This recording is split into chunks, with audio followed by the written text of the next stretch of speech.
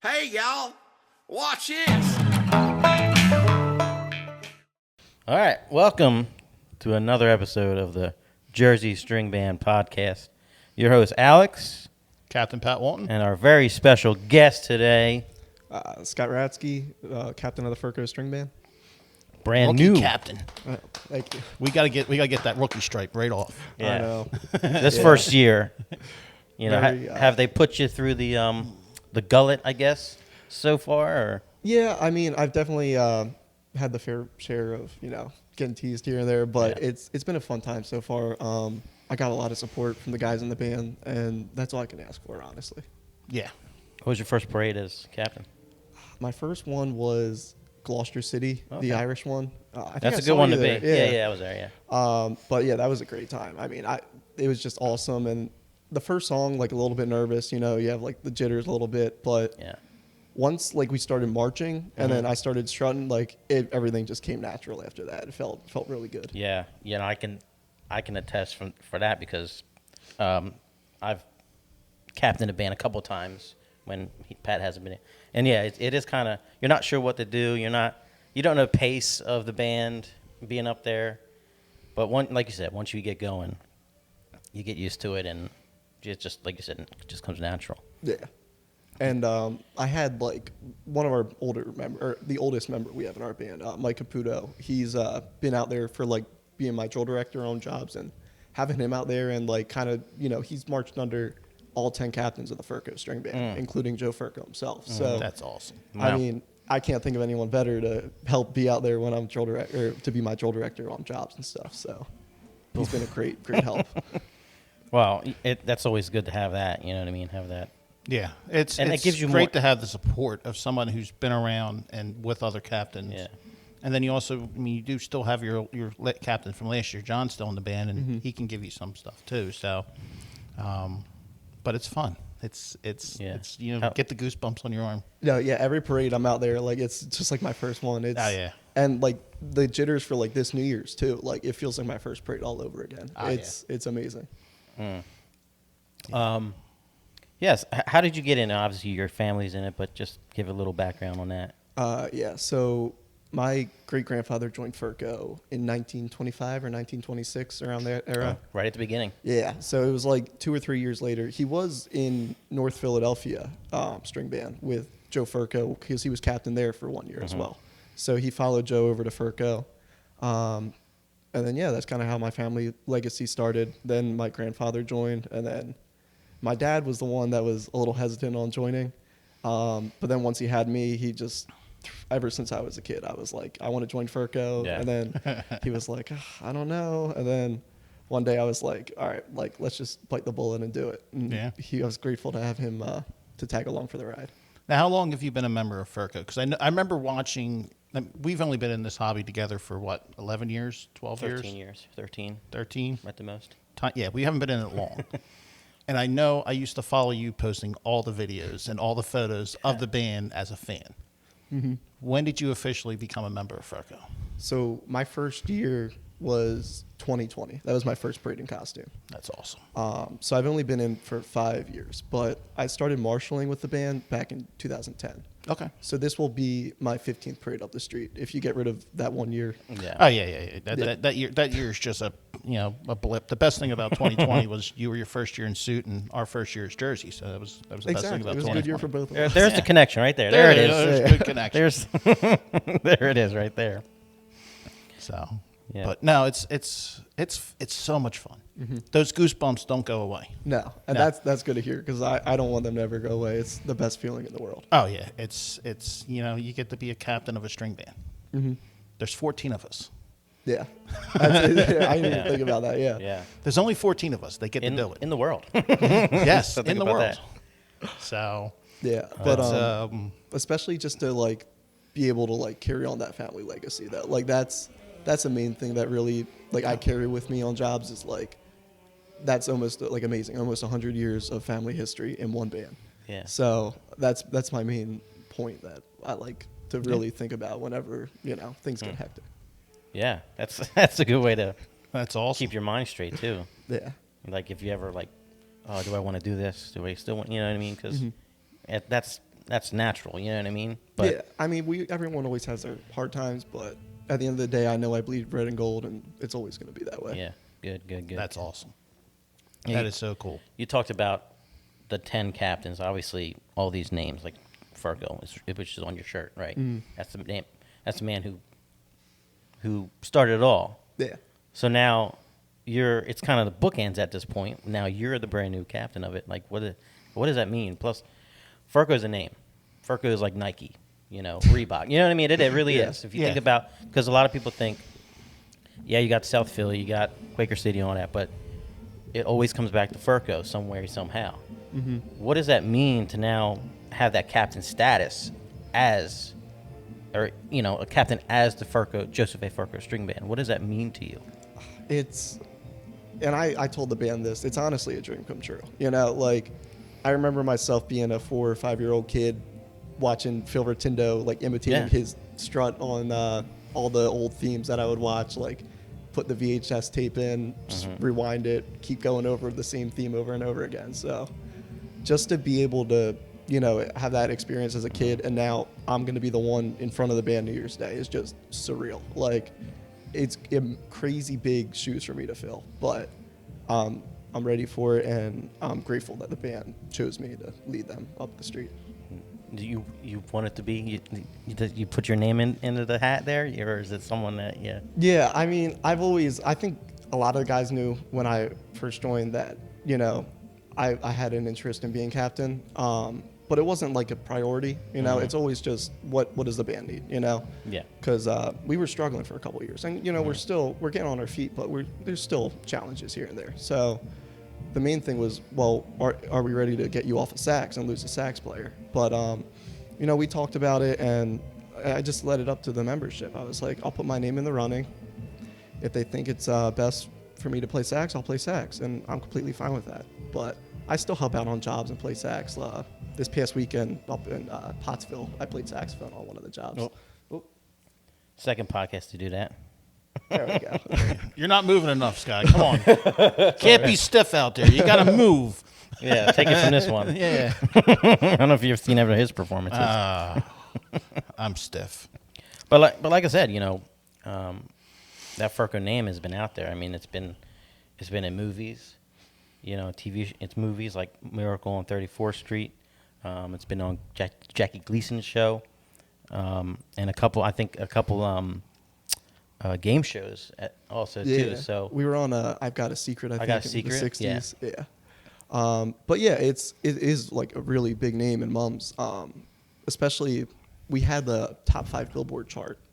Alabama Jubilee. So it really is crazy, to just see that history and how big the Ferko name was, and just to continue that legacy is pretty cool. It is. Well, yeah, it still is. Yeah, it's not gone. No. I mean, you guys have 21st place prizes. Yeah.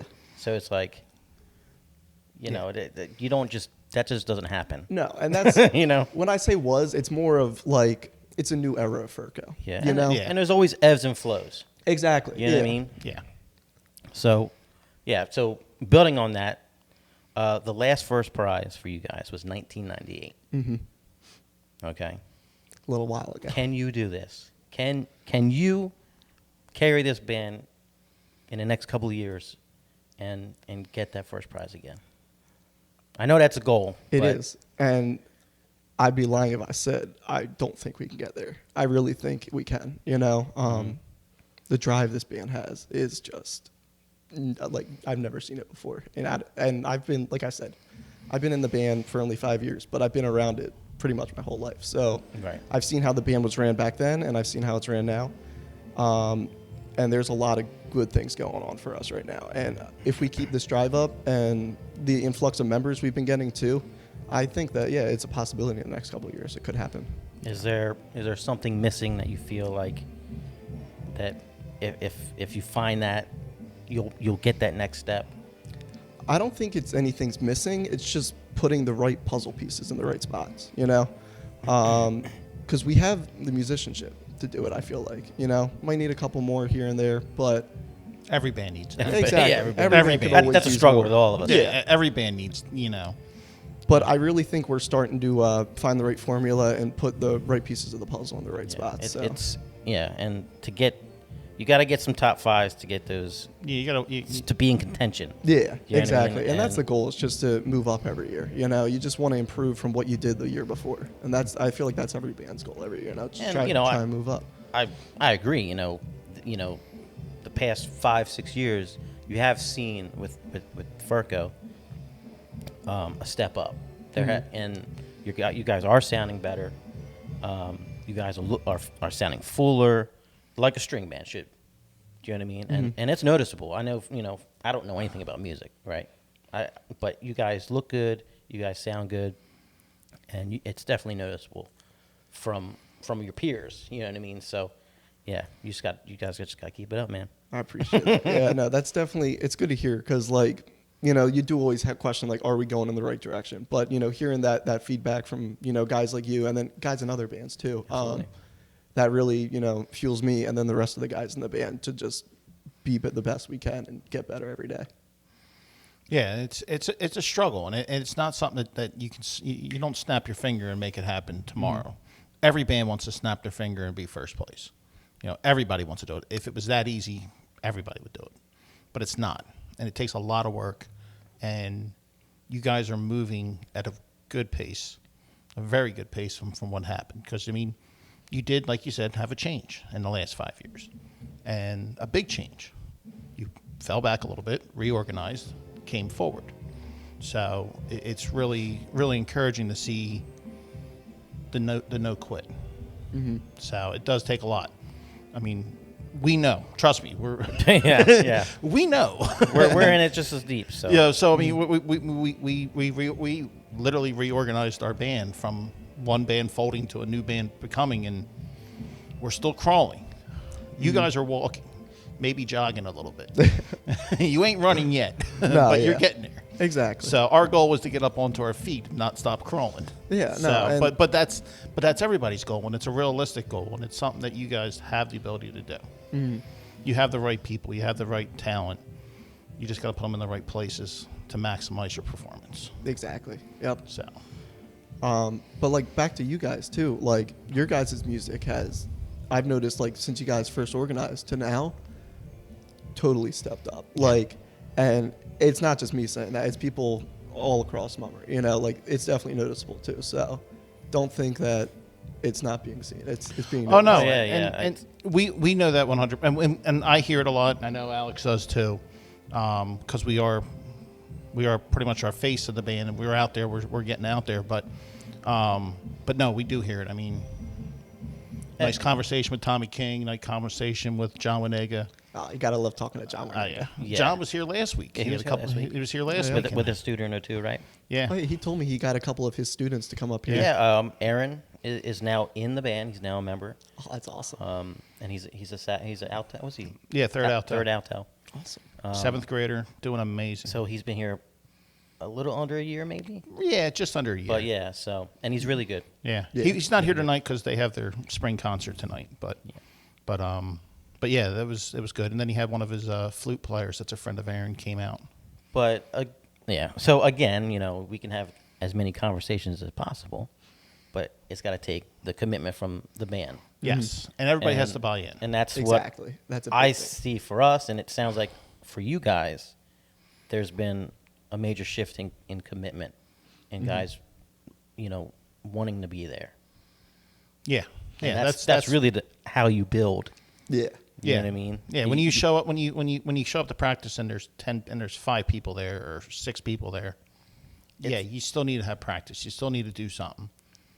But, when you have 30 musicians on the book and you're having 20 show up to every rehearsal, even when you're not learning new music, that's a lot better than 10. Yeah. And that just shows the commitment. So, it's perfect world, everybody would pick up their instrument every night and work and practice and do everything but we all know that doesn't happen. that doesn't happen, People don't like to practice. Oh, it's not even that. It's just, you got real life. You might come home from work and just be exhausted, sit down on the couch, and next thing you know, it's 10 o'clock at night. It's just what it is. But there's also times you come home and, I got to go to this game here, or I got this meeting here. Now it's 10 o'clock at night. You ain't bringing your instrument out. Yeah. So sometimes the only time people get to play their instrument is when they come to rehearsal. So at least playing it once a week is better than none. Yeah. So, but it's a commitment. It is. It definitely is. And I feel like, you know, for us, like some things we've tried to do to like get that commitment to be, you know, more, just a little bit more commitment from each member, like trying to do different things throughout the year, different parties too. That was a big thing we talked about this year, was trying to, you know, not everything needs to be a band fundraiser. You know, we want to make as much money as possible for our show New Year's, but there can be a couple events throughout the year where it's just for your members, just you guys having a good time and building that team bonding, you know? Yeah, and that's a important. big thing that'll get that commitment to really Yeah. shoot up. And that helps with, believe it or not, playing together. So if you actually like the person, Yeah. you know what I mean? Yeah, if you guys act like a team and, you know, you party like a team, then you're going to play like a team. Yeah. I mean, we always try to do like a picnic after one of the parades, usually either on Memorial Day or around the 4th of July. We try to do a picnic after one of those two parades.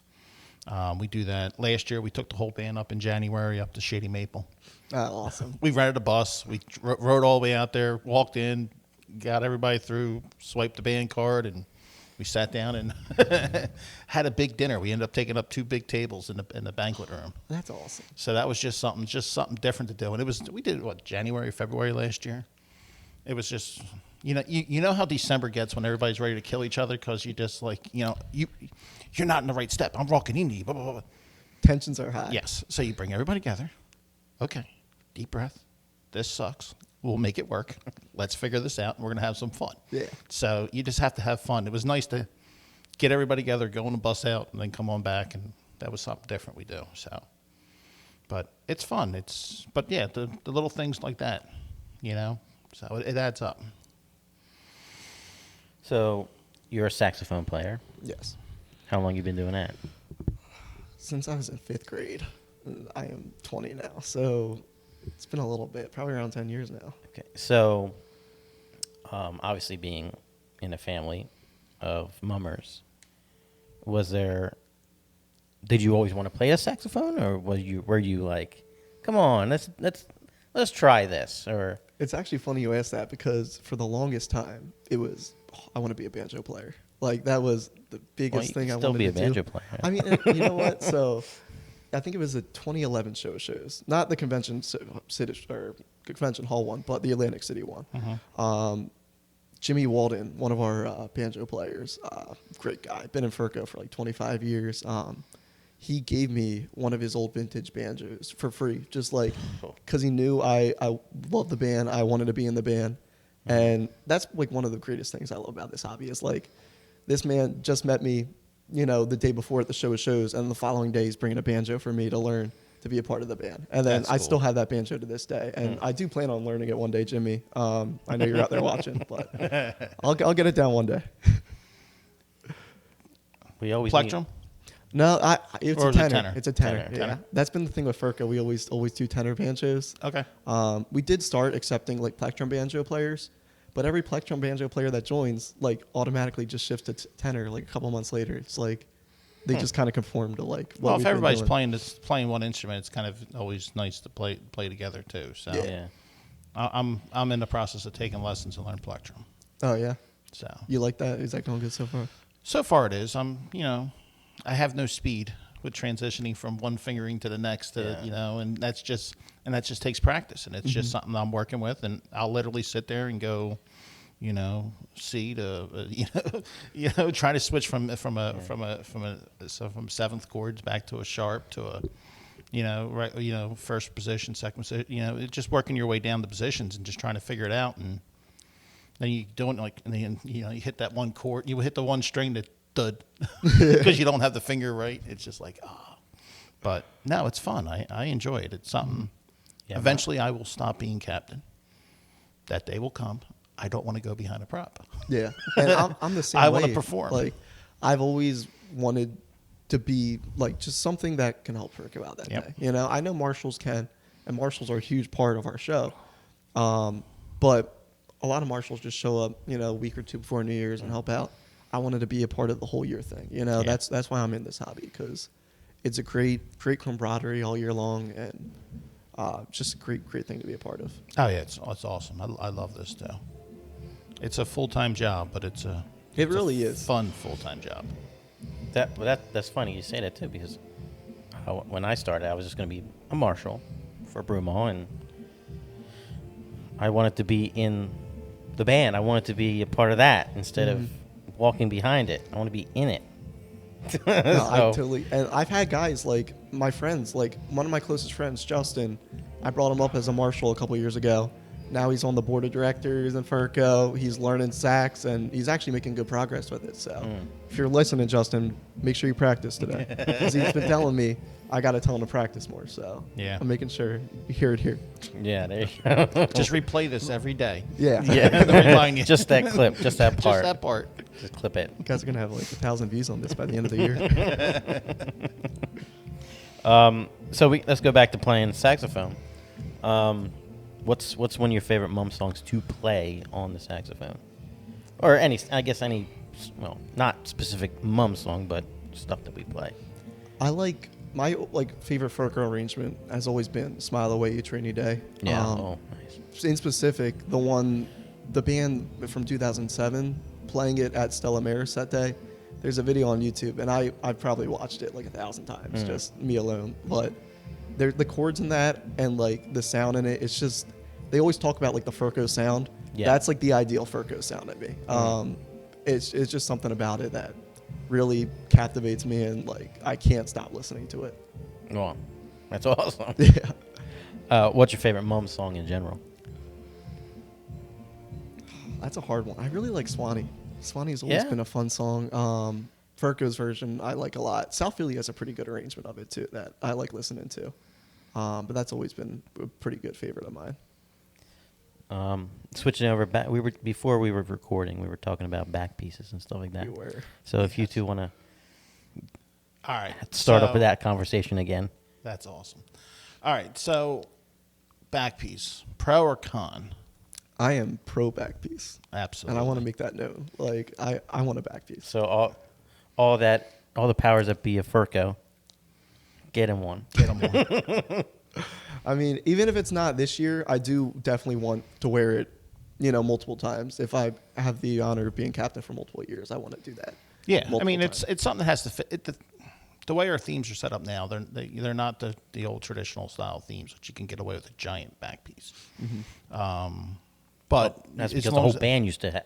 I mean, there wasn't really much movement in the bands at that point. No, It was no. just kind of up and down, left and right. Yeah, But- pretty much. So But- you could get away with the whole band getting it. yeah, you can get away with wearing a 100-pound back piece and not have to. And they move. probably were 100 pounds back then. Yeah, but no, back pieces are awesome. I try to make sure I have a back piece every year, and like I even made it so like this past year, like okay, our casino year, I wore the back piece at the beginning. It came off. I was supposed to get my back piece back on before we went down the street. I got pulled by TV. I turn around, the band's gone. My back piece is gone. Oh, damn. And I was so mad I didn't get to go down the street with my back piece on. So this year, when we laid the show out, I'm like, my back piece goes on at the end and it doesn't come off. That's smart. Although you can't forget it. I go, I want my back piece. Well, it wasn't so much forgetting it because, everybody's in that 2 minutes. We got to get out. And like TV pulled me off to the side and they didn't see me. So I was kind of blocked and they didn't see me. So they didn't know where I was and they just left with the back piece. Yeah. Can't blame them. I mean, they're doing what they have to do. So, but no, I wanted my back piece this year. So, my one of my favorite photos from New Year's Day is my second year's captain with Brumal. The day that was like 4 degrees outside. Oh, 2018. Yeah, I'm in that baby suit. Oh, with I love that theme. full. That was a great theme. I was so out of the box, but it was so great. Oh yeah, with that full back piece, and I have a photo of Bobby Shannon coming over, coming out of the booth because we were the 6th band that year, and we came out and he comes over and he grabs me as I'm getting ready to go down Broad Street, and he grabs me by the back piece and pulls me around, and grabs me and goes, "This is what a captain's supposed to look like." With that From big Bob Shannon himself. Oh yeah, and that back piece, it was a reverse teardrop. So it sat from my shoulders to the top was 2 feet. From the for the frame went 2 feet over my shoulders. Then I had the full 24-inch captain feathers all the way around. So Bob Shannon actually looks small Yeah. sitting I'll next try to to that find back- that picture and I'll impose it on there. But Yeah, it's all. Was that- it was one of my profile photos. was that for the a one long that had time. the rainbow in the back of it? No, that wasn't that one. That was our first year as Jersey. Oh, okay. This is the one that had the teddy bear. I still have the Oh, teddy, the teddy bear. Oh yeah. That's right. in our storage unit. awesome. Right when you And the first open duck- up the store, it's on the wall. I have my teddy bear on the wall. And the awesome. duck on the hat, right? the big duck on the hat. Yeah. Yeah. I love when everybody complains their hats are too heavy, too big. That duck was not exactly tight. It was tight at Well, it first. moved. It did move. It was tight at first, but you know how over time it moves. Oh, okay. So like going down the street, you had to constantly just twitch your head a little bit to try to keep your head balanced. So, but no, that was that giant back piece. I loved it. So, and those were some cool suits.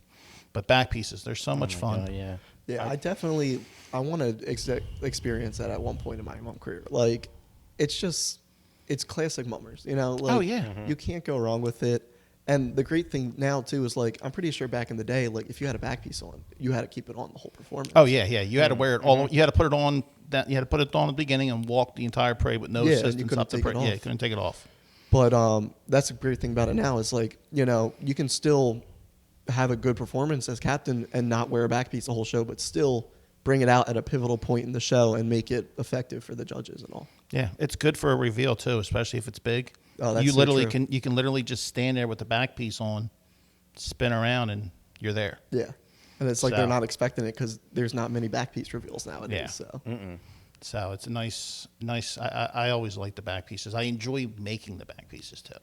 Those are the fun. I don't care how much those chicken wire chips at my fingers and my fingertips are all bleeding and stuff. But that's just so much fun, fishing that in there and then stapling the cardboard to pinch it tight. yeah, I always like doing all that work and then looking at the finished product after you're done with it because you're like, wow, like I just did that. Yeah. It's pretty cool to just see what was an idea come to life, and then sometimes it turns out even better than you would have thought it would have turned out, like from like the sketches or whatever. Oh yeah. Oh, and I love my back piece so much that because I do my back pieces with. I do have help in the band, but I lay out the back piece. I lay the stuff out for it. But I used the same back piece for the last 2 years because it just fit perfect. I did that with the casino theme and the all white suit. I wanted an all white back piece. I wanted all plumes. I didn't want any cardboard. Typically you just do plumes around the outside edge and then you cardboard in the center. You make it all fancy, put your mirrors and stuff like that on there to get your glitter. I'm like, no. I want plumes all the way across. That's awesome. And then I put, onion grass in there, so it gives so you have the little hologram sparkle in there every once in a while. But it fit perfect for what I was wearing this year with the red suit, with the black, with the purple, and I'm like, you got to have the white to come. Yeah, I really thought like that back piece really did bring that whole suit together. Yeah. To be honest, like watching that New Year's Day, like seeing you come out with that, I was like, yeah, that's sick. That's awesome. Yeah, the white, it has to fit, and then go from there. So It makes it pop, especially when you have that bright red color on it too. Like, it just makes that whole suit just pop yeah. out. Yeah. My first year we had the captain suit with the I got feathers from Cleavemore and Tercy, and they were yellow feathers with red tips. Okay. Oh, they were so beautiful. Made it because I was supposed to represent the sun. Oh, okay. So having the yellow plumes with the red tips gave it that's that so little cool. look. It was so cool. So that was really cool to be able to borrow plumes and make them look right. So, but I enjoy all that stuff. I think that's mummer effect to me. Mm-hmm. It's the attention to detail that the judges Yeah. always point out. Yeah. Yeah. It's No, something but- that we've lost. It's just we're so prop heavy that if you don't have props, you don't look like you fill the street. Mm-hmm. And I don't know. I would prefer any day of the week just to go all plumes. I agree with that. In some aspects, yes, because if you think about it, we're all bands. Music should be our strong suit. Yes. And that's something like I think the judging is like 60-40 right now in favor of visual. But like you'd think it would make more sense to be 50-50 because You know, or it costs 60-40 the other way. Or yeah, even that, because if you think about it, visuals, they cost money. Yeah. There's no way around it. Oh, yeah. You can't do visuals, like good visuals, for free. But getting better at music, that's free. Yeah. And we talked about it with like the commitment and all. If you can get your band to really buy in and practice and really work their butts off when it comes to like the musical aspect, you can move up 3-4 spots in 1 year. And I know that Yeah. because we did that in 23. I mean, we really focused on music. We brought John Warnega in, and we moved up 4 spots in 1 year just from focusing on our music. Yeah. Yeah, I mean, the visuals there. I mean, I'd rather just all do all plumes. But you know what it is? It's going to take, it'll take South Philly, it'll take Quaker, it'll take one of those bands, Ferko, even Ferko, Frowninger, those bands there, the ones that are always in the top 5. If they just come out all plumes, no props, everybody's wearing big back pieces, and they go down, that's when you'll see the change. It's just what it is. If they get that top 2 finish, Yeah. you guys get a top 2 finish out of Doing a that, band yeah. that. You know, I would rather spend the money on plumes than spend the money on paint. Yeah, no, I think it's definitely a different look, and like there's really nothing comparing to like a huge, like a whole band full of those big back yeah. pieces walking down the street. And like one of my favorite visuals ever was if you look at Ferko Rags Time. The one you came out with the Serenade. Yeah, so that was the 79 Hobo one. Oh, you Yeah, did the Hobo one. Yeah. Okay. So the Rags Time, they came out with, it was just a band full of back pieces. And then you think that's the full band. And then the music starts and they pull another pit band out of there. Oh. Because it's all plumes, it looks Yeah. like there's 2 bands there and they just start marching forward. And it's just great reveal and great effect to be able to pull off. Yeah. Yeah, you can accomplish so much with back pieces, and it just, I don't know. That's one thing we're missing. Yeah. No, I agree. I definitely think more back pieces and mummery would be beneficial for the hobby. Absolutely. Yeah. Go back to that. Because, the nice thing with that is, if you did that, you can take your whole show down the street. That's true. Yeah, you don't have to worry about, props going left, band going right at the judges. You just go right down the end of the street. You take your entire show with you down the street. Because right now, everything goes, band goes right, go left. We go perform in front of Union League, and you feel naked. Yeah. Yeah, Because yeah. that's like one of your first times, besides like early drill rehearsals where you're not doing anything with like props or anything, you Yeah. know? So it's kind of, you're It exactly does right. put feels you like off a you're little naked. bit too, especially if you need to be a certain spot or whatever, and now, And same now with, it's like, not there. If you like rely on a visual to like give some kind of gimmick, and then if the props are off, and then you're at the Union League performing, they don't know what's supposed to be happening because yeah. the props are already gone. Yeah, we did it this past year. I had marks on the back of our front waves, so Oh, people okay. knew where. Okay, look, these are 8 feet wide, so you're here. You're here. People knew their lineup by looking straight ahead, because those waves were here the whole time. It just once they were built, we shipped them here, and they were here, and people using that as a visual. Well, if you're using that as a visual, you get the Union League. It's just like, you just spread out, guys. Don't have to kill each other. You'll be all right. Yeah, and there's You like know? no markings either. Now too. there's no marking. Yeah. You're winging it and hoping the cobblestones don't take you down. That's very true. Yeah, that's one of the. I messed up pretty badly at the Union League this year. I think it's on one of like the all day tapes we posted, but yeah, I slipped on the cobblestone and my whole body kind of shifted over, and it was pretty obvious. It was Yeah. not a good mistake, Yeah, the only important thing is you didn't get hurt. So that's and it wasn't at the judges either. Yes. That was another important thing. Yeah, it gets because there's one point in our performance where the band just come up and I almost ate it Oh really? going on. Yeah, At the judges? no, at the Union, Oh okay. going over those cobblestones. Mm-hmm. It's like, oh man, why we gotta do this right here? But yeah. I mean, listen, the Union League is a great sponsor of the string Absolutely. bands, and we love them to death. I just wish it It's was not, down a little further. It's not their fault the city left cobblestones in the middle of the street. Yes. So we have to make do what we have, Yeah. and I greatly appreciate the ability. I enjoy performing in front of the Union League. It's the best crowd of the day, honestly. Yeah. Yeah, absolutely. Because honestly, there's one of the. I mean, when we're performing at when we're performing in front of the judges, I don't see anybody.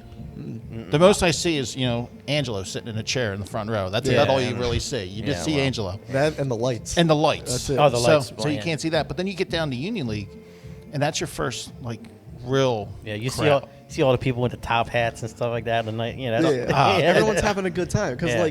if you think about it, most of the people at the judging area are most likely going to be friends of people in other bands or stuff like that. They're there to watch City somebody. officials, They're there to watch somebody in that performance. But when you get to the Union League, they're just there to have a good time, welcome the new year, and that's the crowd that, we talked about the old parade route. That's that crowd that was there throughout the whole old parade route. Absolutely. And honestly, if we had more performance areas like that going down the street, we proved that just doing Haddon Ave a couple weeks ago, the more performance areas you have, that's where the crowds are. That's so true. So if you they had a great turnout. those crowds, and we can pace the parade at that point, because when you have a performance area 2 blocks in to the parade route, and then the next performance area is the last block on the street. Yeah, where you got like a 12-block gap. So, if you spend 5 or 6 minutes in front of Union League, you look up, the band in front of you, you can't see them anymore because they're 4 blocks ahead, and now you got to run. And then all you're doing is the accordion effect. The problem is the accordion's just going to keep going until it breaks. Yeah. yeah, that and the crowds disappear. Yeah. That's so true. Yeah. So, but we'll get it one day. We will. Yeah. That and the fire hall that we stop at. Yes. Which Oh, is you gotta lovely. love them. Yeah, we were talking about the posters they make every year. That's always something. That's We keep them every year. We got them. great to look forward and to. our first year one. It's right there. Is that our first year one? Yeah, first year and this year's. If you look at the first year one, every person that went down the street with us New Year's Day, our first year, we had them sign it. That's awesome. And then we framed it up so that way we had it forever.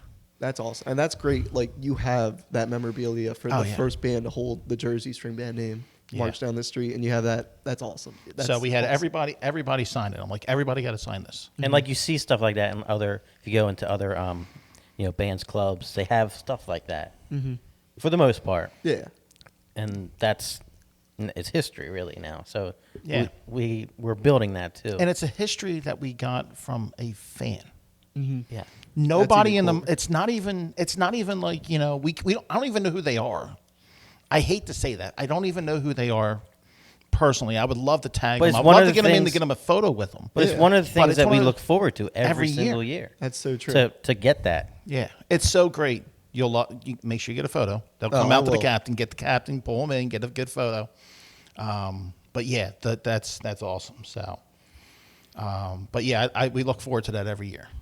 That's all. Yeah, I mean, that's something I always look forward to too. Just the past years being a playing member, but going up there and seeing that crowd there every year, and then everyone's always so happy. And we had the Philly captain follow us this year, and he posted a video of us playing Heaven Knows in front of there, and everyone was up on their feet dancing. Having the firefighters come out. Yeah, they're all out on the street too. They're not behind the barricades. That's the best part is when you can really celebrate with a crowd like that and have all those people out there. It's just a great experience. Oh yeah, it's a great day. So those are the highlights of the day. And the best part about it is there's no stress at that point. No, What's done is done. exactly. Now you're parading for yourself and your friends and family, and you're having a ball. So I enjoy it. So it got cold, but it was good. That's the only problem. We went late, Yeah, so well- we went late. So we Wasn't we got there back to- like chances of like it raining or something on New Year's, or did it rain? I don't remember. In the morning. Okay. In the morning, it was damp, like out here. I remember Oh it being yeah, damp. yeah. It was damp in the morning. I remember leaving my place. It was still kind of drizzly out. But when I got here at at 6 in the morning, whatever it was done. Okay. Yeah. 'Cause It was when- still wet. It was still wet at 5:30 in the morning. Well, we were I left on the Philly. route When we came out. after like Union League. They were saying, "Oh, like there's supposed to be rain coming. Like we have to like really hurry But maybe up." it did So rain later on that night. I don't know if it actually did, but I remember there were like scares of it like happening, and they were really trying to push us down the route the rest of the way. Where were you guys?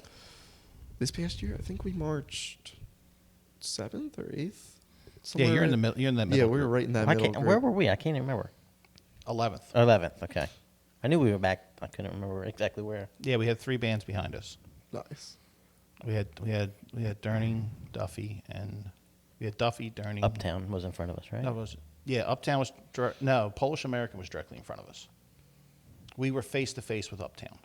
Okay. We were face to face with Uptown. Polish American was behind them. That's the only performance I remember because we've seen it 1,000 times. Oh yeah, that performance. And it was a good performance to see 1,000 times. That was really cool watching that. Yeah, they had great visuals all day long. Like they really stepped it up from the year before. It's just crazy Man, how good the they got. candy suits, my goodness. Yeah, I mean the attention to They were- detail in them were really really cool. I got to see some of them up close. And it One of my was favorite awesome. candies growing up was those little dots, those little round Oh, yeah. dots. You Oh, get the the little dots piece on of the paper paper? on, and then someone walked by. I'm like, oh my god, it's awesome. Yeah, it came to life. Yeah. Did you see on Facebook they posted the artist drawing and then? Yeah. and Oh, them with today. that- Today, right? Yeah. Yeah, I saw that. Yeah, I saw that. I didn't like the mask. No. It looked like the Joker. Joker just but- full blown there, but it was just that was So that was so cool. when we went to their open house, they had one hanging up. I guess you could put it on or whatever, take a picture. But I was just like over there touching it because I don't know. I'm weird like that. I like to see things and No, I'm the same way. Like I like to see how suits are made. Our costumer last year, Jeff Kirby, I've been talking to him, and I'm gonna be doing some work with him, like building suits. So that's always been something I've been interested in, is just like building suits and like figuring out how to make the best suit possible too. Because we've had some good suits through the years and some that were and it's a a shame little too rough. because like a lot of suits, like you said, attention to detail. You don't see them on TV or when you watch on YouTube. Like you see certain things that up close that you're like, oh wow, I didn't even notice that. I didn't see that like that. I didn't, like for example, like Jay Kudrick, his headdress has a big elephant on it. You didn't really notice it on TV. no. But when But you're when in you it in saw person, it up front, you know what I mean? It's like, wow. You see these little details and stuff like that. So go to the parades Yes. and check us out. It is Because you'll see amazing. more than you see on TV. Yeah, if you watch it on TV, we look amazing. See it in person, it's a completely different experience. It's just so much more detail, so much. There's little things you can't even see, and it's nothing against the coverage. The coverage is great, especially now they have an idea of what we like and how we tell them how to shoot us. But just seeing it in person, it's a completely different experience. yeah, no, that's completely true. Like I always tell people, because I'm very big on trying to get more people to come into the hobby, and that's always been a big thing of mine. Is like, don't steal from other bands. Try and bring people into the hobby, make this hobby bigger, because that's the only way we're going to survive as a hobby. Is you bring new people into it. Yeah. But I always tell people, when they find out I'm in Mummers, they're like, oh, like I might watch a parade this year, and I tell them, no, like if you can, come in person, because everyone I've had who's come in person hasn't regretted it. They thought it was awesome. They thought they had a great time, and that's what it is. I mean, when you're there, you have a great time. Yeah, Absolutely. it's a different experience.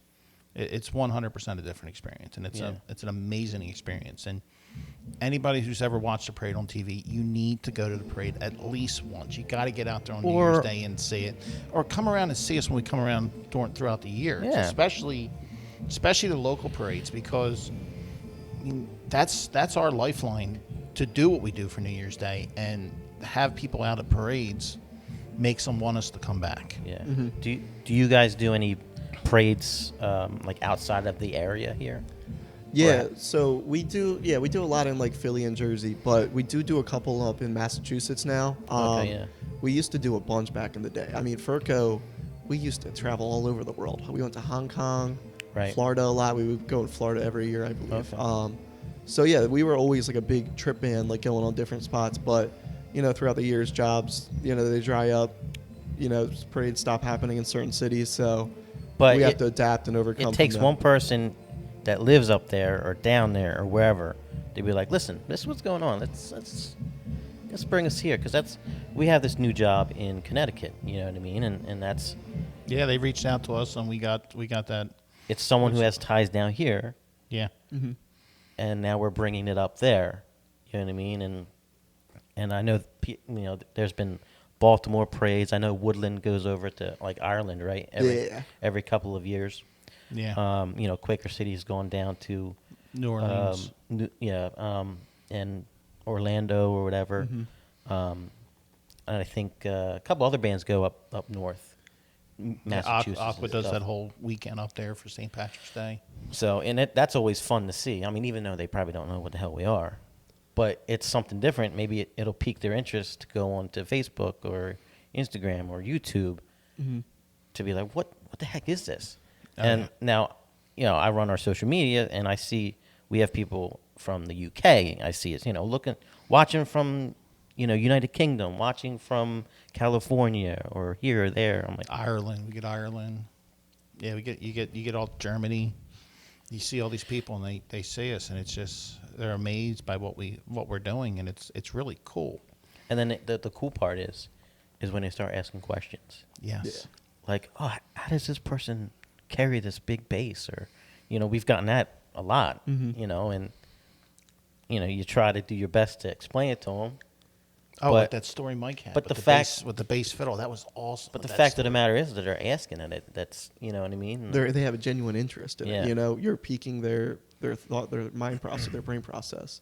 And that's been a big thing we've been trying to do too, is like, branch out. And I've been like noticing we've gotten, people start commenting in other languages. So they're all from all over the world. Yeah. And then we've been trying to respond to some of them like back in their native language, using Google Translate and stuff. Yeah. But that's not always the best to use, we found out. Yeah. Yeah, it's you might be safer just to respond in English and let them translate it. Let them translate it. Let them figure it out. But no, it's good there. But like, I mean, even our bass fiddle player, Mike, I don't think he talked about this when he's there. This happened. He goes on YouTube, like most kids do this day and age, and he was watching this guy who plays bass fiddle and does all these little different tricks. He reached out to him. Oh, really? He reached out to him on Facebook. Go, hey, I do this and blah Really? blah blah. Do you have any suggestions? And the guy's like, you do what? you march and pray with your bass? What? Yeah, like the guy started asking Mike all these questions. Like, how do you do that? What are you doing with this? How you do? It's just kind of cool that like, someone who's like an amazing player sees what we're doing and go, well, how are you doing that? And That's it's honestly so cool. like that seemed to be like how the whole WWE thing happened too. Like Seth Rollins was at a party and he saw Mummers, was like, "Oh, what's this?" But that peak, in your mind where you're like, it piqued his interest, and just enough for us to have one of our greatest events we ever had. Yeah, same thing with Jason Kelsey. He's from Ohio. Exactly. Right? Ohio. Yeah, Cleveland area. And he Yeah. came over and he saw this. He's like, this is crazy. This is right. And then he's all in. You know what I mean? So, and he's a high-figured kind of person, so people are seeing this. And now you see, they say Mummers costume on ESPN and all this, they know what that is. Jason Kelsey brought Mummers to ESPN, and then Seth Rollins took it to the next level. Yeah. No, that's a very good way to put it. Yeah. Because now, okay, they knew what we were wearing, and they knew it from Jason Kelsey. Oh, that's a Mummers suit. Then they saw what we did on WWE, and they're like, oh, that's a mummer. Yeah. So yeah, we took it to a different level, and it was so great for our entire hobby. Yeah. It really was. To- I mean, to- and just an amazing experience to be a part of too. Yeah. Like You were WrestleMania there? 40 Yeah, I He was there. Yeah, He's one of the lucky. He's one of the lucky 75. We Yeah. just had two of our one of our members on, and he gave his experience. Just explain your experience on that. It was a great day, honestly. It was an early day. I think we had to get down there like 10, 11 o'clock. And I live up in Bucks County, so when it's Philly, it's like I got to leave like an hour ahead of time to be there. So, but yeah, we got down there, got everything on the buses, got scanned in. There was a couple, like there was a green room for us to, get dressed in and all. But there was another room like a little bit further down. So me and a couple guys from our band, we went down. We just start walking, underneath like the undergrounds of the link, and we come across this one room full of wrestlers in there. They're all eating. They're eating all their food. It's like a little like room for like them to get ready in, and we didn't know if we were allowed. So we just like kind of walked in, and they had nothing. We were all wearing our mum pants on. Oh. They didn't say a word to us. They welcomed us in, And we got to eat I had Seth Rollins sitting 2 tables away from me, Jey Uso another 2 tables. And I'm just looking around like, is this real life right now? That's pretty cool. I'm eating lunch with all these guys right now. From what I heard from conversations, that apparently the mummers pants at the WWE event was like a golden ticket. Yeah, that's what they were saying. They were like, your pass to get around here is your suit pants. And we're like, all right. It's like your hot pass to get through. Yeah, your suit pants, Conchi, we know who they are. They're good. Yeah. So, yeah, that's kind of cool. But yeah, because I mean, you see some of their outfits, they're kind of outrageous sometimes, and It's so a maybe, show. yeah, it's a show, and it's amazing. It was a great experience, and I keep going back. enjoyed. It's nice knowing that you went because it helps showcase some of our young members as well. Absolutely, and one of our young members, Josh was in it, and then and I like that because it helps show that there's youth in this. That as long as we can find a way to keep it together and not mess it up, this hobby can live. It really can. And that's, at least in Ferko, I know we've really been trying to get as many young members as possible. Oh yeah, we're in the same boat. I mean, a third of our playing members are under the age of 21. That's amazing. That's exactly how Well, I you mean, want it to be. you saw the under 21 band. Yeah, I mean, seriously, you guys Yeah. took on majority, and that's awesome. Like, you want your colors to be well represented in the under 21 band because, yeah, they might be like, oh, that's not like anything to worry about now, but 5-10 years down the future, these guys are all going to be stud musicians, and especially if they keep practicing and working at it, like, you guys really could be a next powerhouse in a couple of years as long as you keep bringing in those young members. And we've been doing the same thing, trying to recruit from marching band competitions. Yeah, and we do the same jazz thing. band competitions, and you'd be shocked. Like, even going out, I think the furthest we've gone out is about around an hour from the club, but there's still interest there, and people are willing to make the drive up. We're like, well, if you're willing to do it, let's make it happen. Oh yeah, I mean John Winega works 40 minutes from here. South. And his student from his school comes up here with us. That's amazing. So I mean that's on a school night he's 7th grade. It's not like it's me where I live 2 miles away. Yeah. So it's a commitment, and it's a commitment he's excited about. So Absolutely. that is really cool, and the youth is where it is. I mean that's where it is, and I don't know how much of our performance you saw in front of South Philly when we did the Serenade, but 2 of those songs that we played were written by 2 of our young members. Oh, really? We did Hot Chocolate, which was arranged by Ryan. I did hear that one. That was a good arrangement. Ryan, he's a freshman at Kingsway. Oh, awesome. He's actually doing our music right now. He's been down there working them. I can hear him working them on Saints. So I can hear. I've been hearing it for a while Trying now. something new. But he Hot Chocolate was his, and then Peter Gunn. The Peter Gunn theme was a combination of Ryan and Mike, the bass fiddle player. Nice. So they worked together on that. They went back and forth, and they arranged Peter Gunn. That's awesome. Is that going to be a street song, you think, for New Year's? I hope so. I can tell you this.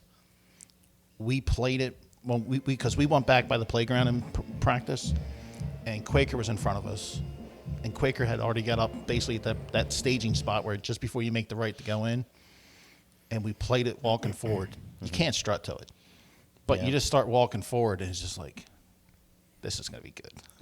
Yeah, when it feels good. That song, you're walking forward to it. It's just like, damn, I feel good walking in front of this. I feel the same way whenever we play Heaven Knows. Like, it's something about it. Like, you're like, you can rock out to it and just have a good time. It was good seeing the guys from Quaker turn around. And Backline of Quaker turn around and just nod their head a little bit. Yeah, when we were in the circle there, I think maybe it was guys from Uptown or something. Maybe I can't remember. Yeah, Uptown was directly behind us. But when we were playing, and I'm facing that way, I'm like, and you could see them. They were like this. They're like, so that makes you feel good. Yeah. Even though they're not saying nothing to you, they're like, oh, wow, They're noticing you. Yeah. And you have their attention. And the fact is, a brand new song, we're still kind of learning through it, but like that feels good. To have that. Like one of your youngest members do that, like that's awesome. And we have the same thing. Like we have a lot of young arrangers that have been starting to come up and bring arrangements up to rehearsals on Tuesday nights, and I've been extremely shocked with the level that these guys can write at and how good these arrangements are sounding. Like, it's crazy. I try to arrange once or twice before, and every time I just give up halfway through the song, and I'm like, all right, I'll put this on the back burner for another 5 years. Yeah. But you have to encourage that, because that's going to help, especially if when your young members are doing that. That's going to help you grow, because now they can go, hey, you want to hear this? Here, let me show you this. I arranged this, and then here's my band playing it. And that's going to drive. Oh, well, that's kind of cool. Maybe I can come in. Hopefully, you hope you get one or two comes out from that. Mm-hmm. But it adds up. I mean, I'd go up with a full band of high school kids. Let's go with me. Yeah.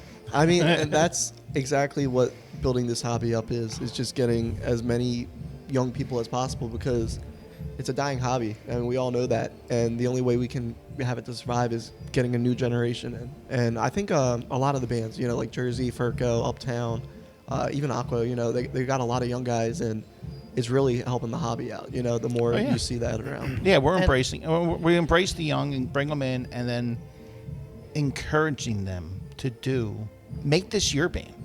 Because I tell all of them, I'm like, I want you to embrace this, because I want to hand this off to you. Mm-hmm.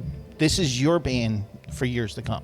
Yeah. So especially, we brought Ryan, we brought Michael into our theme and the arranging and getting the theme all set up. I brought them both in. I'm like, because our theme this year is done is Mike's theme, our bass fiddle player. It's his theme that he submitted. There was a couple other people had some ideas associated with it that were similar, but it was basically his theme that we went with.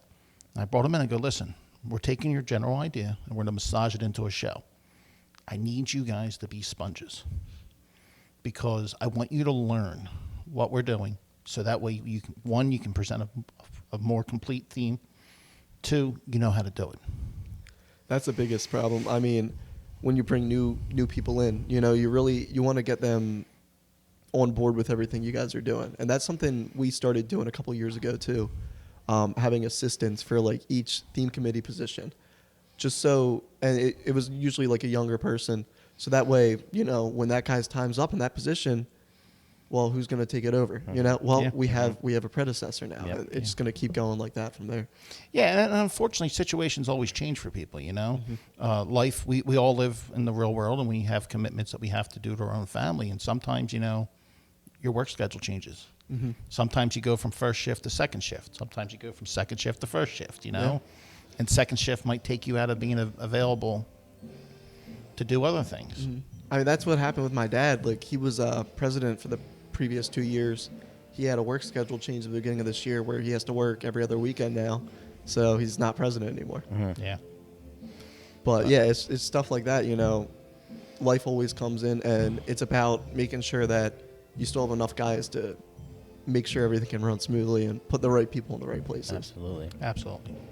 So it's like I said, it's a full-time job. It really is. Yeah. I mean, I love it though. I love every minute of it. I wouldn't trade it for the world. Exactly. Yeah. And a good way to sell, going back to the high schoolers, coming in.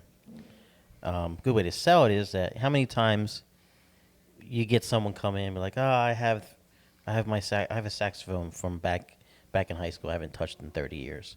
I know we have had a few people like that come into our band who hasn't touched the thing since they graduated. Mm-hmm. Oh, this is an opportunity for you to continue to play your instrument that you spent how much money on. You know what I mean? Yeah. So now all of a sudden 4 years and now you can't play it anymore? Well, here's this opportunity that you can continue to play this, so. But also, like you said, you're doing this with your dad. Mm-hmm. That's amazing. I mean, I do it both my brothers, my dad, my mom, the whole family's there. Your son. And like my son, when he's here, I can hear him downstairs. He's down there now. I can hear the bells. When he's here. He's always busy. He always does work and stuff, but he's here tonight. But yeah, I mean, I got 3 generations on the street with me, and it's amazing. And, high school, the high school student could be out in the field performing. You can help, bring pit stuff on. You can do things like that. I did that with my son when he was in high school, but I didn't get a chance to perform with him. What we do, you get to perform with them. And that's something that you can't always do. Yeah. and it's really cool because you're at that point you're an equal. You are. And I can tell you firsthand, like, after my first parade in suit with my dad, I bawled my eyes out. I mean, it was just so much emotions and, like, so many years of just being like, oh, I want to march in suit, you know, I want to be with Ferko, I want to be with my family, you know, and having that all come together on, you know, New Year's Day was just amazing. Best feeling in the world. My dad always shakes my hand before we start New Year's Day. My dad does the same exact thing to me. Right Yeah. before the judges, he comes up to me, wishing me luck. Yeah. Now, my I son, always try to do that, like go around everybody. Yeah, wish him good luck. my son got me my first year as captain. We did the rodeo clowns with promo. I'm in full makeup. I'm hiding. He's getting ready to go hide himself. He runs over to me, gives me a hug, tells me he's proud of me. I'm like, you son of a bitch. I'm in full makeup, and I'm crying now. What are you doing to me as I'm getting ready to perform? So, you know, you get that hug, and I'm proud of you. And it's just like, damn it. Yeah, I'm like, I love this, but I'm crying now. You got me crying before I'm getting ready to perform. If my dad does that this year, I'm going to tell him to do it a good 2-3 blocks before the judges. So just have a little bit of time to Or get my how about emotions in afterwards? check. How about this? Yeah, even that. Let's would do be it fun. afterwards. Dad, don't make it any more stressful for your son. Do it before you get on the bus. Yeah, that's a good option. Get right it there. before you get on the bus when he comes out to the band in full suit, makeup, the whole 9 yards. So that way when he cries or you cry, you guys can touch it up. Yep. Always got to have the makeup artist on the street to touch up anything Yes. because there's always people that rub their face or something or they're sweating too much and you just need to make those touches up on the street. Yeah, I'm not doing the beard again this year. I couldn't eat. Oh, yeah. I'm sitting there cramping the food closed because you open your mouth and all you get's hair in your mouth. It's like, ah. Although the beard made the suit. It did. It was necessary for the show. But Just because he couldn't grow one. I can't. It gets fuzzy and that's it. And then it starts turning gray. And that's... Just got to diet. New Year's Eve. Yeah, they got dye that sprays on and you can wash it out. $24. It was easier just to peel the plate and stick it on. If it works, it works. And I didn't tell anybody I was doing it. I just did it and walked right out. Nice. I kind of walked out. I had some struggles putting it on though. I had help. I had to get help because I couldn't. You can't line it up because you have to line the mouth up just right. Yeah. But it's all right. I had help. It wasn't exactly straight, but it was close enough. Did you take it off after the judges or did you? No, No, I wore it until we got back here. Nice. I wore it until I took my suit off. Oh, okay. That's So- commitment there. That's a long day with a beard on. Well, by the time we were going down Broad, it was cold. So it probably helped a little So bit. it helped Yeah, a little nice. bit. That's nice. And then we came back here, which was awesome. This was cool because we got the fire department picked us up around the corner and escorted us in. That's so cool. And then we right out in front here, we performed out in front, and the place was like mobbed, like it was like how it is at Union League. The entire front of the fire department into the parking lot. You couldn't move in the parking lot. And that's a big parking lot too. We Yeah. were talking about that earlier. That's awesome. And it was getting escorted in, and like it was like 7:15. So we already knew what the prize. I knew what the prize was. A couple other people that get the message knew what the prize was. Wasn't happy, but it is what it is. There's only usually one person that's happy on New Year's Day, and but we came in and I saw the prize, and I'm like, I ain't saying anything until we're done. Let's go enjoy this. Yeah. And that's more important, to enjoy the moment. That's completely true. I had one of our sax players tell me that actually this year, as we were getting prizes out. You know, I had my phone out. I was going to record it, and then he just like passed me on the shoulder and he goes, "Dude, just enjoy the moment." Yeah. I was like, you know what, you're right. So I put my phone away, and it wasn't what we wanted, but you know, it meant more that I was actually in the moment. You know, and there's plenty of videos on it online now of it, but in that moment, like I was there and I got to experience that firsthand, and I didn't have to see it through like a camera lens or something like that. Yeah. Now, I'm going to tell you this, and this was told to me from my first year as captain. Make sure you have someone taking as many photos of you as possible in everything you do that day, because the day is going to go gone, and you're not going to remember it 100%. You'll remember some stuff from it, but you're not going to remember everything.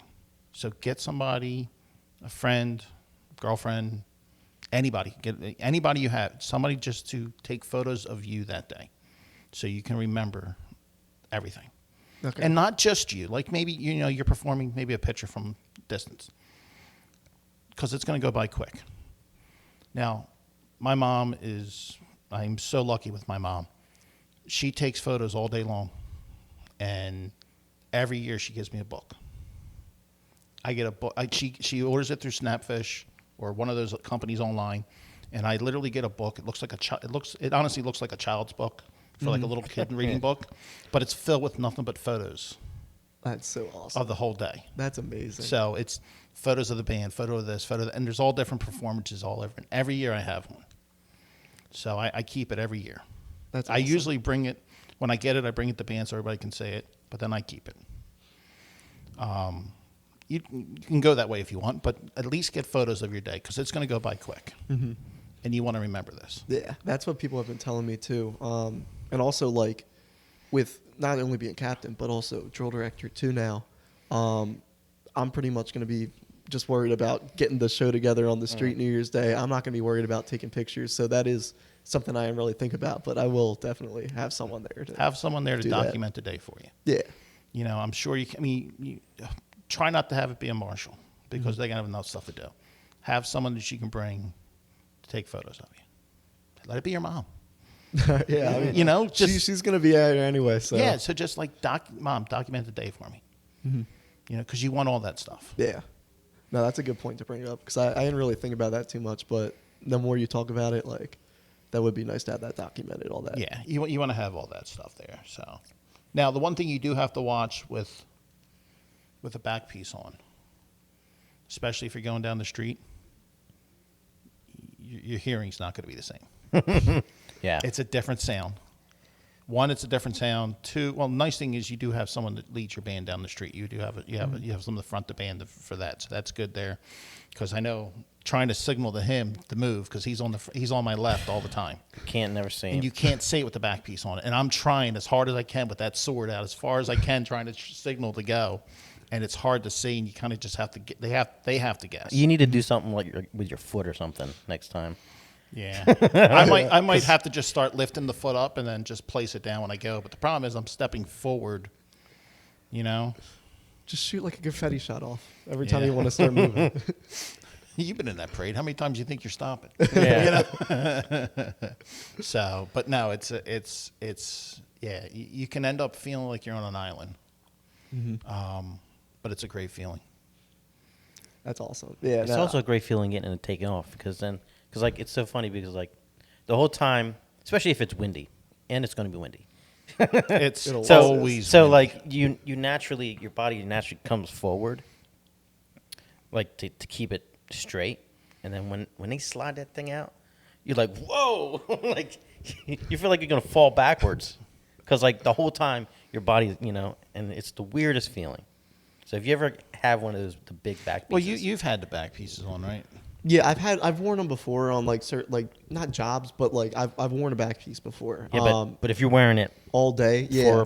for 6 hours, however, it's it's an interesting feeling when it comes out. I'm sure. I mean, even taking that little, like I said, that foam back piece we had this year, Yeah. that was a relief getting that off my back. Oh, Even yeah. it was 5 pounds. So Yeah. I can't imagine. Yeah, I'm sure that's Yeah. got to be a great feeling of relief. Especially if it's windy, because like you say, you're fighting it the whole time. It's always windy with the skyscrapers Yes, in there. absolutely. It's, Oh yeah. No, it's fun getting a jacket, getting it put on during the performance, because then you're always you're squatting down so they can get it in there and get just the right, and you have to feel, and like, I don't know, I use a solid blade. I usually use a solid blade for mine, although I sometimes have a wire blade too, and I feel it go in, and then I will once I feel it go in, I kind of jump up to let it slide in and sit. Mm-hmm. But you got to hope to get the pocket, yeah, because I mean, I did have Yeah.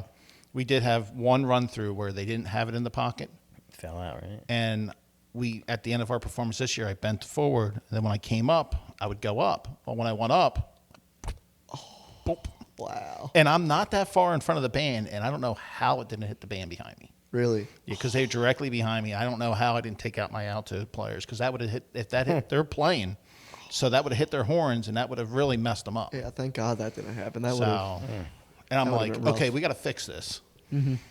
Yeah, and that was something we experimented with this year with our back pieces. Like that was all Velcro. None of that was blades. That was just we put a Velcro strip on the back of our suits, and we married it. We put plexiglass on the back of the foam wings.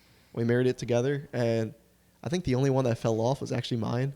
Not during the judges. During the judges, we had no catastrophic with that. But earlier, there's a video in our all day. I think it's our first run through, and we have this crossover section, and it was tight all day long doing that crossover. But that first one was rough, and I just remember going across and you can't turn your body when you have that back piece on because you got to stay flush. So I'm going over, and I just hear their Velcro start ripping off, and I was like. I turn around and it's just on the ground, and it was right before our dancer reveal prop came. So I just kind of ran over, grabbed it, and then ran off and had a marshal put it back on me. Yeah, it happens. It is what it is. It's part of the fun of it too. It just makes it exciting. A little stressful for a few seconds, and then just go from there. I was just happy it didn't happen during the judges. That would have. Yeah, that's what I'm always kind of worried about. Something happening. The baby year when I came out for the judges, the wind blew. Yeah. The wind blew. I'm supposed to, I was the back props open, and I come through, and I'm supposed to run forward and be even with the back line. I got 2 steps, and I'm full leaning forward, Trying to get. because it was a full sail. Yeah. And to the point where okay, now I got to get in front of the second line. And I had to run through. And I got through, and I got to the front line, and I was able to get there. Judges gave me a hard time for not kicking higher, but I was afraid of falling. When you're just trying to keep your balance, they're going to get the best they can get. Man. You hear the judges go, "You gotta sell the kicks," and all you hear blowing through the mic at the same time. You gotta go. You heard? Did you hear the? You remember the wind? Oh yeah. I had a sail on. Yeah. Yeah, I kicked as high as I felt safe. Yeah, that's all that matters. As long You as already you're can't safe. kick high. I can't kick high anyway. But to sell them any higher, I'm like, ooh, that ain't happening. So no turtling in front of the judges. No, you can't pull a mummy turtle. Oh, jeez. Yeah, none of that. No. You're no ninja. If I fall down, good luck getting back up. You help from Master Splinter. All right. We could talk forever. We could. All right. So, what was your favorite theme that you've been involved with? I have 2. So as a marshal, 2016 Field of Screams takes the cake. Oh, that was an amazing. Oh, yes. theme. We were Yeah. right in front of you that year. Yeah, that was Just really good. yeah. From start to finish, you got the death whistles blowing in the beginning, and then the pumpkin carriage pumpkin- turning oh into my a flaming good- pumpkin. Yeah. Yeah. The giant trees. Yeah, and then Yeah. there were drones. We had ghost drones that year. Yeah, that I know. No one even That's- got to see because Homeland Security jammed our okay. signals, They jammed signals at the judging area. and then they banned it the year after. But no, that was hands down the best team I've been a part of. Even though I was only a marshal, it was still amazing. Yeah, that was really close to winning. I really thought it did. I mean, that point Yeah, 3-5 will haunt me forever. That was a really cool theme. Yeah. What was the second one? So my favorite theme I've marched in costume was 2023, and that's just because we had so much adversity that year. We didn't even know if we were going to continue as a band because things weren't looking good in the beginning of the year, and then we had a huge influx of members halfway through, and then John Warnega came up, started writing our music, and we moved up 4 spots in 1 year, which I never thought at that time that was going to happen, and then. Yeah. We didn't realize what we were really accomplishing that year. So There was a getting big transition prize- that year. Yeah, and it didn't hit until we got the prizes, and then at that point, you would have thought we won. I was bawling my eyes out for 6th prize, but it was the best feeling ever. Yeah. Just to know we it's accomplished. well deserved. That's for sure. I was very sleep deprived that day too. I went 48 hours with no sleep, picking up suits from the costumer at 1 a.m. New Year's morning. I had 45 minutes this past year. Oh, really? I left with my suit from the costumer at 5:30. Oh. I drove past Fralinger as they were coming on, getting out of makeup. So I And got you still got 45 minutes of sleep? yeah. I got home at it wasn't even 45 minutes. I think it was like more like 20. I walked in the Got a door at little 6 power nap o'clock. I walked in the door at 6 o'clock in the morning in my house. My son's alarm was going off for him to get up. I'm like, I'm getting a shower. Wake me up at 6:45. And I went in, got a shower, sat in my recliner, put an alarm on, put my phone on my chest, and just went back and I power napped, and then I came here. Nice. Yeah. So- No, speaking of like alarms New Year's morning, I have like at least 10 to Yeah. 15 set for New Year's Day. Like, Oh, I've never had a problem getting up New Year's morning just because I can't sleep New Year's morning. That's true. well, my problem is I can't sleep that night, and then I'll fall asleep, and then if I have an alarm go off, I'm already sleep deprived. So then I'm like trying to get more more the sleep. snooze button. Be honest, Yeah. be honest with you, I didn't know this place up here existed last year. I probably will sleep here New Year's Eve That's a smart decision. I've done that before too. because these recline back. And you got the shower if there's a There's shower. a shower You got right. a There's a bathroom? bathroom, shower. got a pot of coffee over there you can brew. I mean, I think that's a move. Yeah, I think I'll just sleep up here New Year's Eve. Final question, and that this is one of the other questions I always ask. What's your favorite suit? Now, I should probably ask you this on New Year's Day coming up, but what's your favorite suit so far that you've been able to wear? Like in the 5 years, I guess you've been in Okay. suit.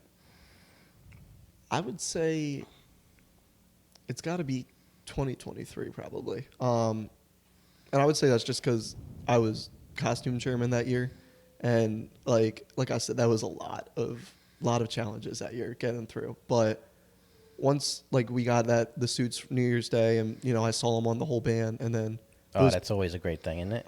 those penguin suits too. I yeah, built yeah. all of them by hand out Yeah? of foam. It took around 3 months to get them all done, but and then we had to it was getting the foam together, all glued together, and then sewing the fabric on there.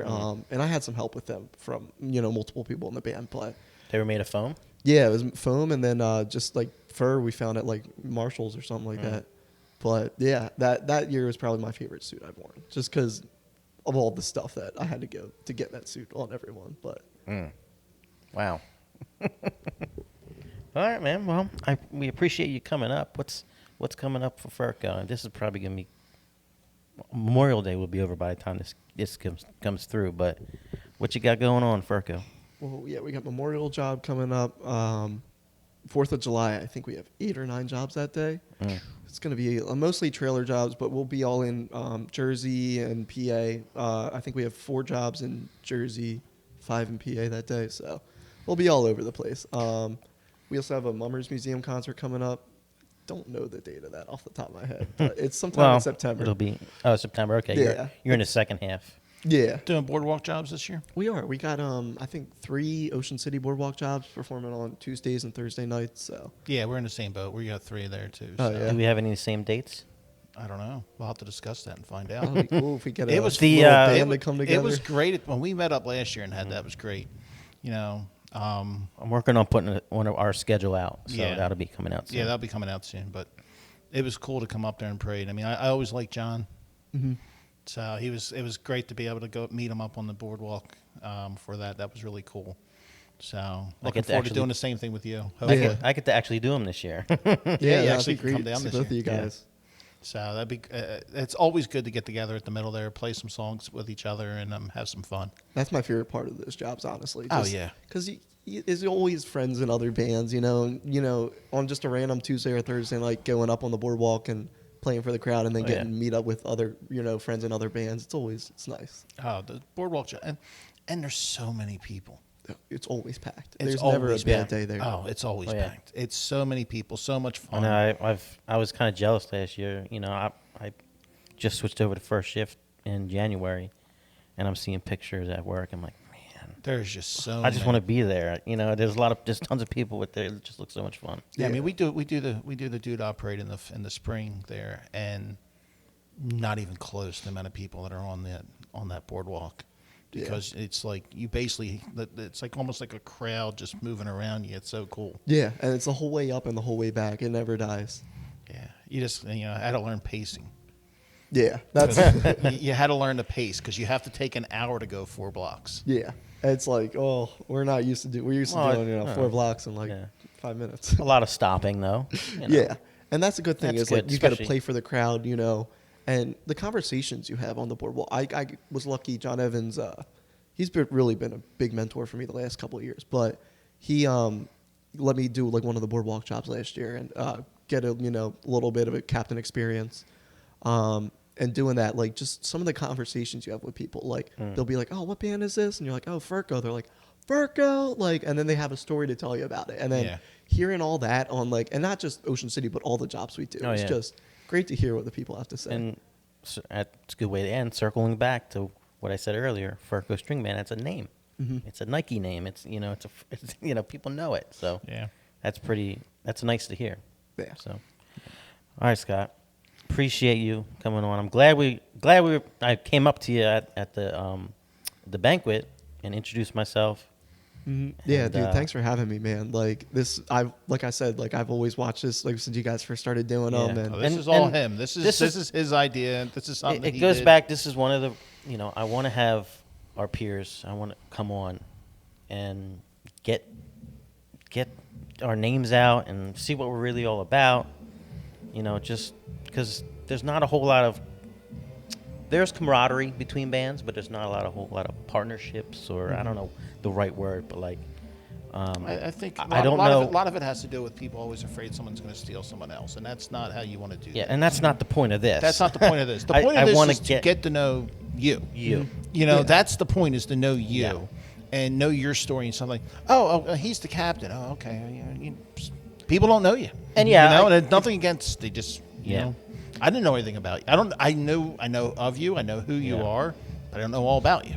Yeah. So Yeah. there's nothing wrong with that. Just like you probably in the same boat with me and Alex. So it's a different story. In the same, I do want to highlight our band members. Obviously, that's the main thing of this. Obviously, but if I can have that olive branch and invite people in, they don't have to be afraid. You know what I mean? Yeah. Maybe people now see you.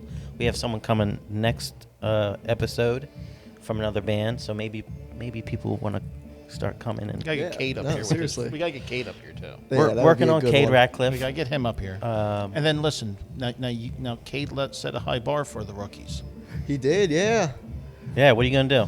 I mean, we'll see what happens New Year's Day, right? I love you both. Cade's a great guy. Oh, I Cade. mean, he's awesome. Energetic. Yeah, exactly. I mean, when he got captain, I was like, there's no one better there to have that position. He And brings to do the it the energy first every year. parade. Yeah, I mean, that's the thing. Like, it's crazy to be able to have that energy on your first year. And, I think Thomas D. Moore did it too. In 2010, he was like a rookie that came up and won his first year. So, but yeah, I mean, it's nice to have both those guys that, to talk to and ask for any advice. And then same with you, Pat. And then even John Evans being like a great mentor for me too. So it's good to have connections. The one thing you'll know with all the captains and the brotherhood of the captains, if you ever need anything, reach out to any of us.